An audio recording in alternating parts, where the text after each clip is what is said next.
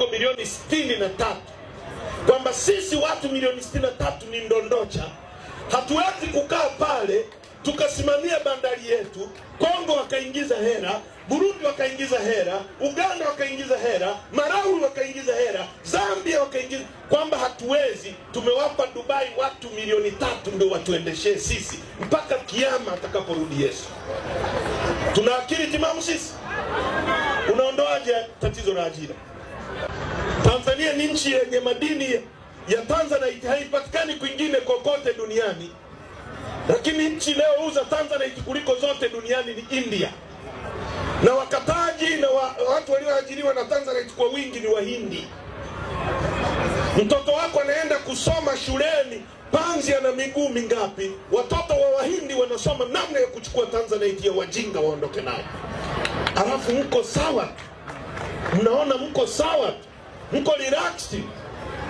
JKT Ruvu, si Simba, si Yanga, ndio mijadala yenu. Nani amewaroga nyie watu?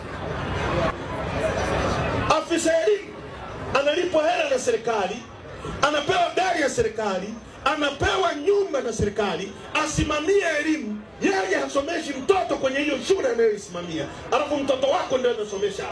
Kama afisa elimu anayetakiwa kusimamia elimu haamini hiyo elimu, inakuwaje mtoto wako akasomea?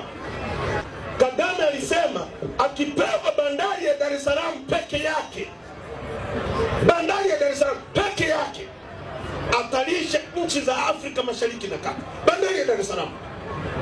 Sisi tumejaliwa neema ya kiraia.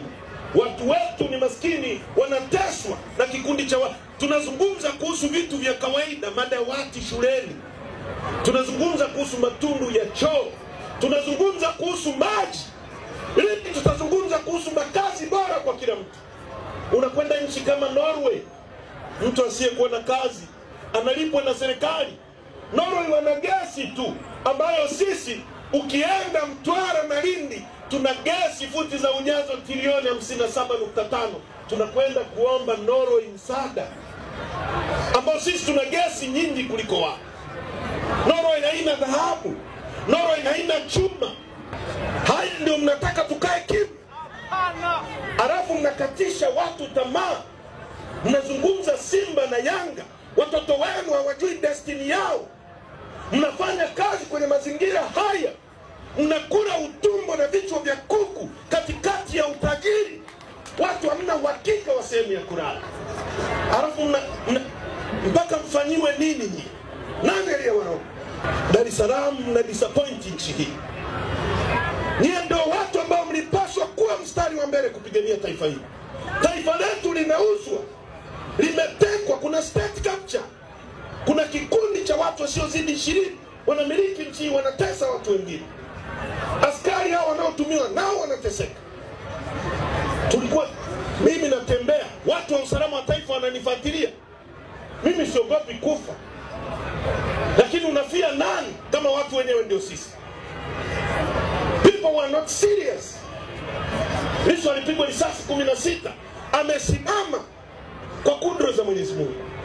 Leo Rais Samia anataka kumfunga na kesi ya treason. Hukumu ya treason ni kunyongwa mpaka kufa, mtu ambaye Mungu ndiye aliyemuokoa. Leo unataka umuue. Chini ya Rais Samia, ndani ya miaka 3 amemshtaki mwenyekiti Mbowe kwa kesi ya ugaidi ya uongo, ambayo hukumu yake ni kunyongwa. Leo anamshtaki mwenyekiti wetu kwa kesi ya uongo, ambayo hukumu yake ni kunyongwa mpaka kufa. Alafu nani anasimama hapa anatuambia sisi twende kwenye uchaguzi ambao kiongozi wetu ameshtakiwa kwa kesi ya uongo, ambayo ni ya uongo kabisa? Na watu mpo mtaani mnacheza pool. Mnategemea maisha yatajibadilisha yenyewe? Mnategemea Mungu atatuma malaika aje kuambia haya? Nani aliyewaroga? Lazima tubadilike. Nenda mme wako akufanyie operation. Amesema mwenyewe Charamila. Mpaka sasa hivi yuko kwenye ofisi ya umma hajatolewa. Kwa nini? Kwa sababu mkuu wa mkoa hamumchagui nyie. Mngekuwa mnamchagua, kesho yake wananchi wangemuondoa. Lakini vile vile hata yule aliyemteua hajawajibika kumuondoa, kwa sababu hakuogopi wewe. Kwa sababu wewe kura yako haimweki. Rais Samia angejua kura yako ndio inamweka, angemfukuza Charamira kutoka ofisini kwa kucheza na bosi wake.